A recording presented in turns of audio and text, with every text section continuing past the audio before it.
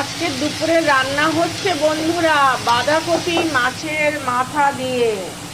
দেখো মাছের মাথাগুলো ভেজে রেখে দিয়েছি, আলু ভেজে রেখে দিয়েছি এদিকে।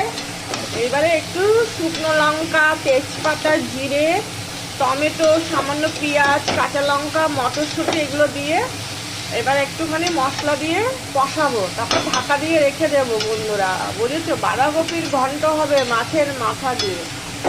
খুব টেস্টি টেস্টি খাবার। আমার বাঁধাকপিটা রান্নাটা হয়েই গেছে দেখো, একদম মশলা কষানো, আদা জিরে বাটা দিয়েই করেছি, আর সামান্য একটু গরম মশলার গুঁড়ো দিয়েছি অবশ্যই। এবার দেখো আমি নামিয়েই দেবো। বেশ মশলা মানে বাঁধাকপি থেকে তেল ছেড়ে আসা মানে বুঝতে হবে যে বাঁধাকপি হয়ে গেছে। কড়াইটা খুব ডিস্টার্ব করছে। দেখো মাছের মাথা টাটা সব ঢেকে দিয়েছি, একেবারে সুন্দর করে হয়ে গেছে। শীতকাল বলে খুব বাষ্প হয়ে যায় রান্না করতে আসলে। সবাইকে টাটা, সবাই ভালো থেকো, রাখছি তাহলে। আমার বাঁধাকপির ঘন্ট কমপ্লিট। ব্যাস।